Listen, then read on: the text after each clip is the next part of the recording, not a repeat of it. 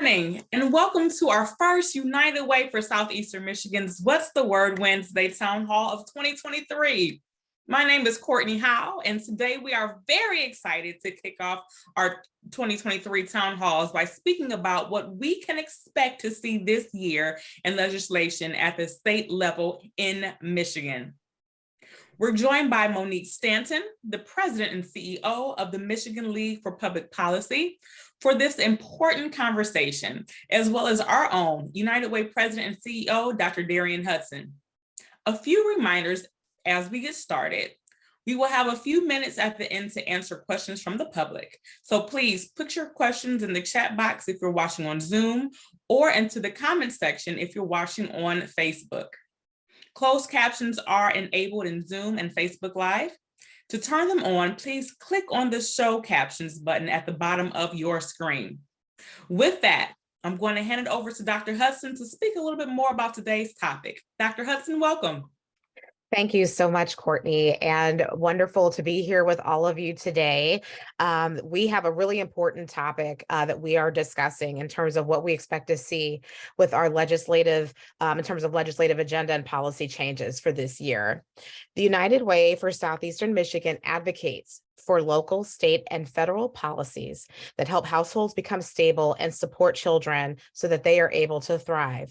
We also work with our elected officials to speak out on these policies, and we partner with organizations to provide funding, support, and collaborative efforts on policy and advocacy initiatives. One of our most valued partners is the Michigan League for Public Policy. Led by Monique Stanton and her team, we are proud to support and partner with the MLPP on a number of policy initiatives. Some of them we'll touch on today. I'm so excited for today's conversation because it is timely and it is extremely important that we know what's on the agenda, not only for this year, but for the next 4 years. Tonight, we are going to hear about the governor's priorities from the State of the State address. But before we jump in to talk more about that, I would really like to hear more from Monique, just to give you a chance to introduce the work of the MLPP before we dive in to all of the questions. So I would like to share a little bit about her before I welcome her up. Monique has dedicated her career to promoting social justice and advancing equity in Michigan. She is committed to addressing economic inequality, advancing racial equity, and promoting the health and well-being of Michiganders through public policy change. Previously, Monique served as president and CEO of CARE of Southeastern Michigan, one of Michigan's largest peer recovery coaching programs. She has also served on a number of boards and councils serving our community, including but not limited to the Detroit-Wayne Integrated Health Network Substance Use Disorder Policy Oversight Board, the Great Start Collaborative Macomb County Prisoner Reentry Advisory Council, the Michigan Community Health Association Provider Alliance, and the Macomb Children's Healthcare Access Program. Monique has also received a number of awards and recognitions, most recently the Macomb County Chamber of Commerce Foundation Athena Award recipient 2020 and Crain's Detroit Business Notable Women in Healthcare 2020. Monique received her undergraduate degree from Aquinas College and a Master of Arts in Social Justice from Marygrove College. She's also a Leadership Detroit and Leadership Macomb graduate. So Monique, thank you so much for being here with us today. We just look forward to hearing your thoughts and your perspective. And I'm turning the floor over to you so you can share a little bit about the Michigan League for Public Policy. Welcome. Great. Thank you so much, Dr. Hudson. And thank you so much for our longtime partnership with the United Way. I've appreciated all of the work that we've done around our shared policy agenda. So we've been serving the state of Michigan for 110 years. We've been at the forefront at the League for significant social changes in Michigan, and we are committed to advancing equity by addressing economic insecurity, supporting vulnerable populations, and addressing racial injustice in our state. Our approach to our public policy and advocacy work is really rooted in 3 areas. Data, so we look at the numbers, what are we doing well in the state and what can we do better? We create an advocacy plan that's rooted deeply in community, and we work in partnership with community to really listen, hear what our most pressing needs are, and help develop and advocate for public policy solutions to support vulnerable populations. our big focus is really on our state budget, especially right now as we're launching into budget state. And we believe that the state budget is the best description of what we value in the state and what we prioritize. And so we advance and focus on developing a people's budget that blends data, research, and community feedback together and get recommendations that are focused on outcomes for Michiganders who struggle to make ends meet, especially for communities that have been historically left out of prosperity. It would be so helpful if I came off mute. My apologies, Monique. That's okay. Okay. So I appreciate that perspective and, your thoughts around our most vulnerable and what resources are available to them. So what are you most looking forward to in terms of the state of the state address tonight? And what are you hoping to hear from the governor? Sure. So one of our biggest priority areas that have at the league that we have been working on for many, many years, I know the United Way is also a leader on this issue, is the Earned Income Tax Credit or the Working Families Tax Credit. This tax credit specifically will target individuals that are very low to moderate incomes who are working in our community and in our state who are struggling to make ends meet. So we're really hoping to see that pass and get mentioned tonight. We're also looking at improvements to cash assistance and food assistance, addressing affordable housing, safe housing, and then targeted funding for programs such as education. We know that we need to help improve our K-12 school system, as well as make improvements for our youngest people, birth through 5, around issues of childcare and access to maternal and infant health care. So you talked about kids and you mentioned that data was one of your pillars. So I do want to go to that for just a moment. Absolutely. You all issue a kids count report every year. And, can you just share some of the highlights of that? What are some of the key policy priorities that are based on the data that you're seeing? It is a hot topic. We're hearing a lot of scuttlebutt. And as a former educator, it's tough to stomach. So I would just love to hear your ideas, your perspective, what you all are focused on. So Kids Count is a national effort, and we're the lead agency in Michigan we issue the annual profile of the health and well-being of young people in our state. And so at our last Kids Count report, it actually showed that in Michigan, we've seen improvements in 10 out of 14 key areas over the last decade. We saw a significant decline in the rate of child poverty. We've seen declines in births and teens and children placed in out-of-home care because of abuse and neglect. So there are some positive things in Michigan. When we talk about that child poverty rate, one of the things that we saw happen that has ended was the federal child tax credit. And that expansion of the child tax credit, allowing for those monthly payments, really helped alleviate child poverty for children across the state and across our country. And with the suspension of those increases at the federal level, we're actually very concerned that we're going to see an increase in child poverty in the state of Michigan. Some other things that we're working on right now is improving our cash assistance program. So we know that if families have some level of security, that they're able to help better support their young children. We'd like to see, when we talk about K-12 education, a weighted school funding formula that's truly based on community and student needs.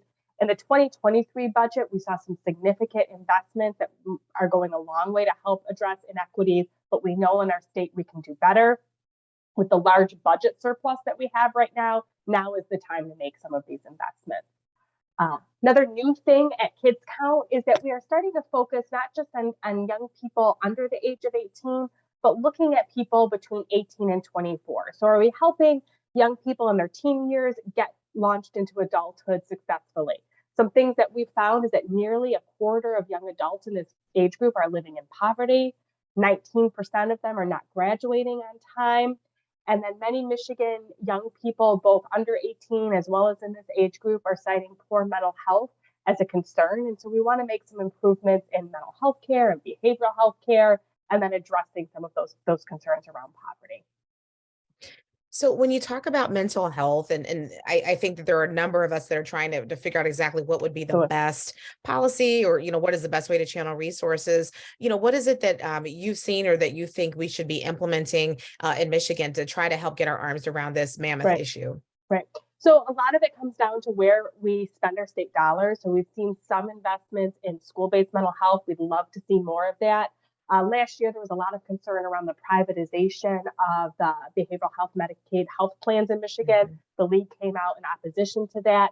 We do want to make sure that there's some improvements in terms of improving access to care for people struggling with behavioral health conditions, developmental disabilities, and substance use disorder. We want to see an improvement in some of the workforce issues that workforce is particularly struggling with. So we know that there's a lot of work that can be done to help improve overall behavioral health in Michigan. Mm-hmm. No, I think that's really critical. And, you and I are both new mommies, and, Yes, talking about childcare and education, and really what we hope to see for our babies is just on the mind of, we're not the only ones, right? Nope. And there are thousands of families that are asking these same questions every day. And we find that, childcare, you talked about the importance of the child tax credit, and, just the astronomical costs that are associated with caring for young ones. So again, we know that there are some levers that we can push, but what are some of the other things that you would like to see in terms of access to resources for our families? Right. So childcare, I think it is such a pressing issue. As a new mom, we saw that during COVID. I think that the community, both policymakers, the business community, became laser focused on the reality that if we don't have access to childcare, people can't go to work. We've seen right now, as we're sort of shifting into an endemic phase of COVID. I don't want to say that the pandemic is over, because people are still clearly struggling. But we've not seen the return to work, especially for women, and they're not returning back, and that's specifically cited related to childcare. So some things that we're working on: can we improve the overall compensation of childcare workers? Childcare median wage right now is about $11.13. That's a poverty wage. So we need to do better for the people that are taking care of our littlest people. 1 in 5 early childhood workers live in poverty. We know that we don't have enough slots for the number of kids. And so we want to see some significant investment that's made not just through one-term funding, but long-term sustainable funding to address some of these issues. And we also need to stop thinking of childcare workers as low-skilled workers. We require childcare workers to have a significant amount of training. They are required to know and understand child development. And so this is a skilled part of our workforce that we need to do a better job of supporting. It's alarming to me, as we go on to different daycares and, try to find exactly what's going to be the best fit for our son. And, of course, people naturally ask, well, what do you do and who do you work with? And when I say United Way, they say, thank you. And then they say, please don't stop advocating. Please continue to, help us get the training. Please continue to bring the resources. So this is far from over. And I really appreciate you saying we are not out of the woods yet. We are not out of the woods. Is an issue that really requires quite an investment in order for it to remain stable. And then we're still trying to get to a place where it's sustainable. So we just have a long way to go. So I'm so glad that there are others like the MLP. And honestly, Monique, I'm so glad to see you. We're going through the same struggle. I know. We could talk for hours, I'm sure, about this. But I think it's really important, anyone listening to this, you're not alone. We're all trying to figure this out. And so I don't ever want people who come in and listen to these things and say we have all the answers. We don't, but this is why we fight. This is why we advocate. And this is why we need these strong partnerships like we have with the league. So just had to add that aside. So absolutely. Yeah. So one of the things we also wanted to hear from you today, we know there have been some significant changes in the legislature and the makeup, and quite a bit is on the horizon. You and I were in Lansing yesterday advocating, and we had some good news as we left. So just wanted to hear a little bit more about what are you most anticipating this year? Do you think this is a year to gain some traction around some of the things that we've just mentioned? What do you think outside of the EITC, but what are some of the other things that you think we might actually get the legislation we're looking for this year? So a couple things. One that I keep hearing bubble up from legislators as well as community members, business community, is a focus, and the foundation and the philanthropic community is a focus on cash assistance and our social safety net. So how can we make improvements to our cash assistance program? Michigan, we actually spend very few of our overall TANF dollars on cash assistance, and we have very low utilization. And so we're making some recommendations around stopping some of the clock stoppers, removing the asset test, stopping the requirement that people need to file for uh, uh, uh, child support in order to access some of these benefits. So what are some structural improvements that we can do to overall improve the system? We often talk about sort of a benefits cliff, but it's more than just a benefits cliff. It's how do we make sure that we're getting direct assistance in the best way possible as quickly as possible for families that need it most. So we're real hopeful about that.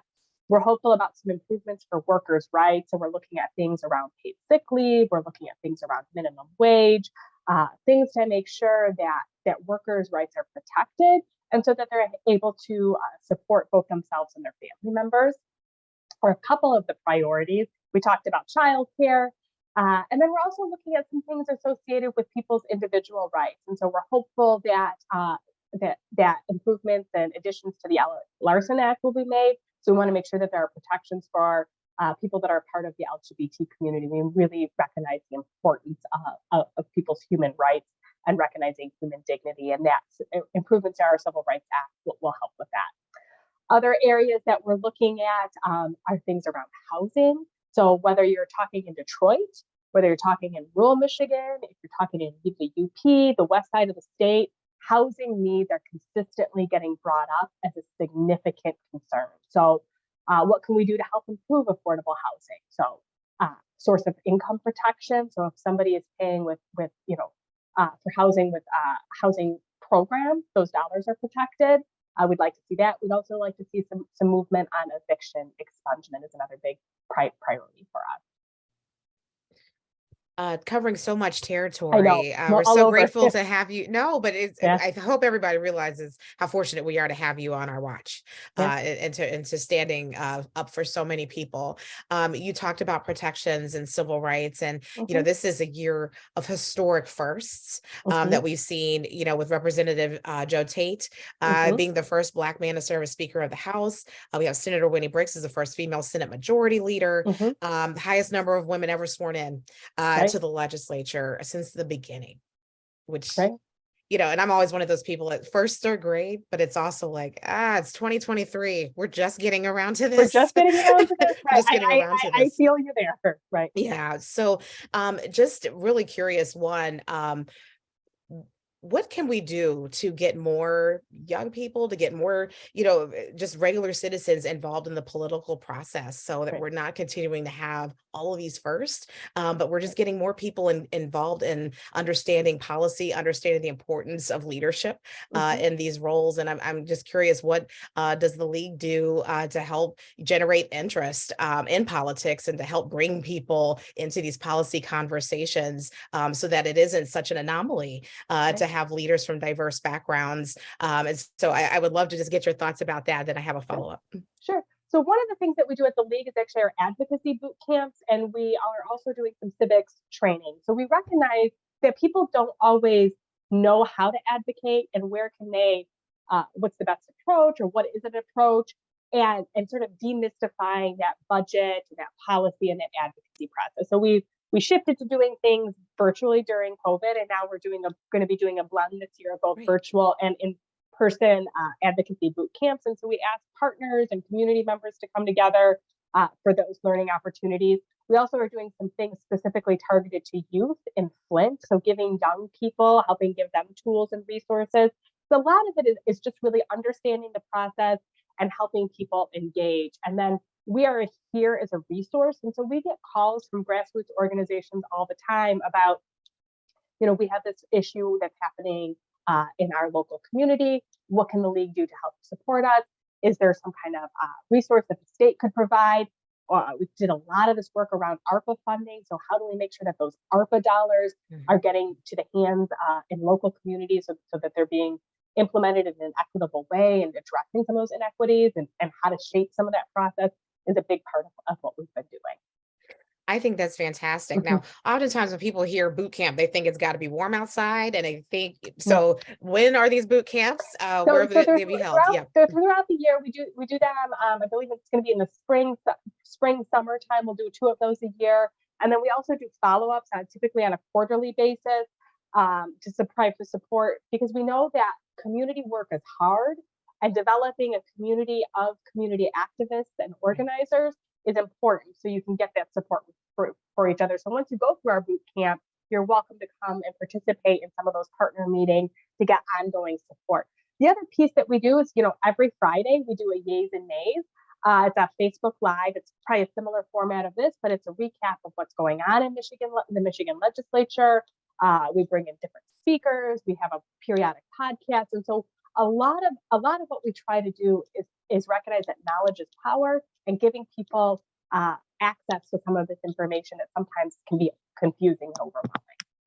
So if you could, we are happy to help promote that. Sure, Because I know just even people ask me all the time, there's just the expectation that we are getting this information up to the very minute. So we want to help spread the word and make sure that our community is well informed. So I think that is fantastic. So I guess just the last question really is, what are you most hopeful for? We have a lot of change and leadership. We've talked about a lot of different issues. Obviously the EITC is something that we're very, very passionate about. But what are you most hopeful, and what do you think has the biggest chance this year? You talked about the cash assistance, but in terms of really getting that bipartisan support, and what can we do as citizens? Who should we be calling? How can we help get these important issues over the finish line? So right now, I am most hopeful about the earned income tax credit. This is something that has bipartisan support. Yesterday, we both provided testimony about it. We did have, when it got voted out of committee, we did have one Republican that supported it. So we're really hoping to see that we're going to be able to raise the earned income tax credit, or the working families tax credit, from 6% to 30%. And we're also pushing for it to be retroactive. And so what that means for families, when they go to file their taxes this year, they will get, for 2022, they will be able to get that increased payment. And in order for that to happen, we need bipartisan support. And so really calling your legislators, specifically people in the House, I think is going to be really important to see that get over the finish line. What's interesting is we timed it yesterday. Yesterday, we had 5 minutes of reading all of the cards of support into the record. That's long. We only had one entity that put in a formal opposition to the earned income tax credit, and it was organizations like the United Way, like us, like the Small Business Administration, the Michigan Chamber. So organizations that aren't always necessarily aligned on topics. So I'm real hopeful about that. The other thing is beyond the EITC is really investments in things that address inequities. And I think with the leadership under Speaker Tate and Senate Majority Brink, that we are really going to see a laser focus on how do we address inequity in our state. No, I think, yesterday was just phenomenal in terms of the momentum. And, I encourage anyone who is listening to this, everyone has the right to attend these different hearings. They are not reserved for different organizations or specific political perspectives. They are open to the public.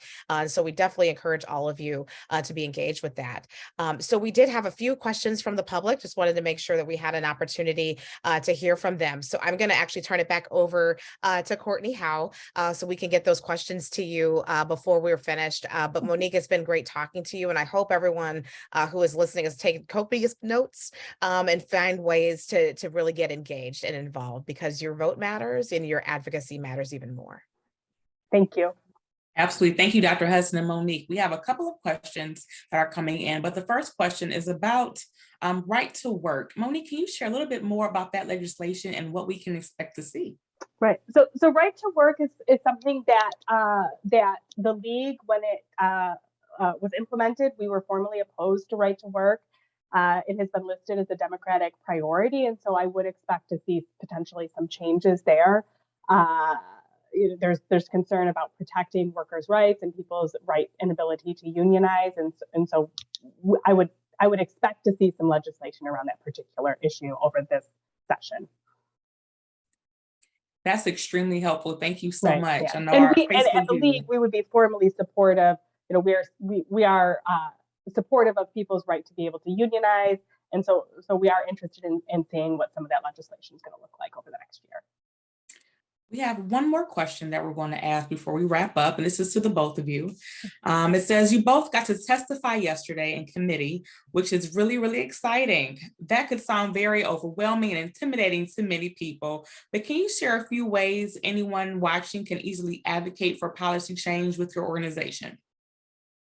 Sure. Okay, I can take that. So one of the things is, I think that when you start to advocate, to recognize that legislators are regular people. And so they want to hear from their constituents. And so easy things to start with are signing up for people's newsletters, finding out who your representative is, who your state senator is, sign up for their newsletters.